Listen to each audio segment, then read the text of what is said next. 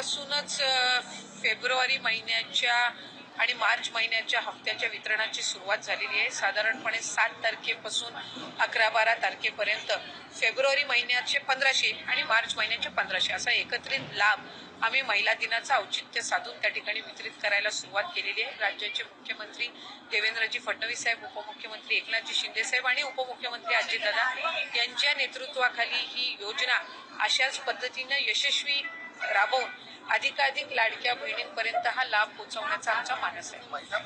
जी प्रक्रिया आहे ती कालपासून 7 तारखेपासून सुरू झालेली आहे। 11-12 तारखेपासून ती राहील। फेब्रुवारी महिन्याचे 1500 आणि मार्च महिन्याचे 1500 असं त्या ठिकाणी त्यांच्या अकाउंटला या 5 दिवसामध्ये जमा होईल। पण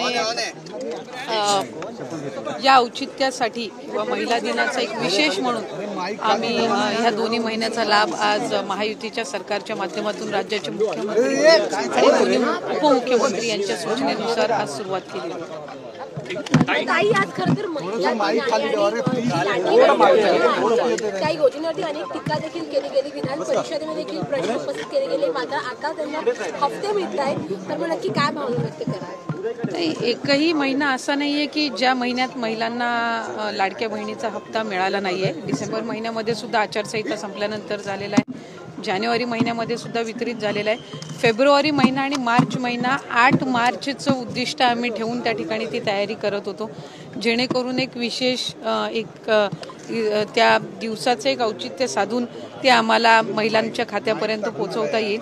त्याच्यामुळे टीका तर या योजनेवर सुरुवातीपासून होतच आलेली आहे आणि त्या टीकेकडे फार लक्ष न देता महिलांच्या आयुष्यामध्ये सकारात्मक बदल करण्याच्या दृष्टिकोनातून ही योजना आम्ही यशस्वीरित्या राबवून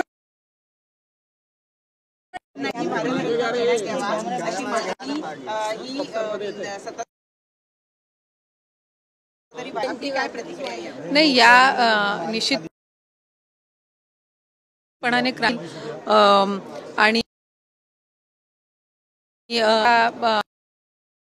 आमचे सन्मान्य वरिष्ठ सदस्य आहेत, ते माजी मंत्री सुद्धा आहेत, यांनी केलेली आहे आणि जे योगदान त्यांचं समाजासाठी अनेक वर्षांपूर्वीचं आहे त्याचे पडसाद आजही आपल्याला त्या ठिकाणी पाहायला मिळतात आणि कुठे ना कुठेतरी मुलींच्या शिक्षणाप्रती असेल किंवा त्याचबरोबर समाजामध्ये जी काही सुधारणा आहे ही याची जी सुरुवात असेल एक सकारात्मक पाऊल असेल आणि त्यावेळेला संघर्ष करून त्यांनी मुलींच्या शिक्षणासाठी दिलेलं जे योगदान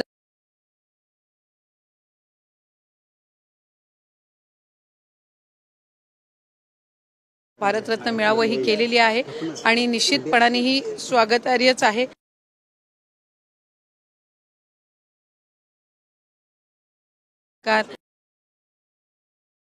दखल घेऊन एक आम्हाला ऐकायला मिळेल निमित्त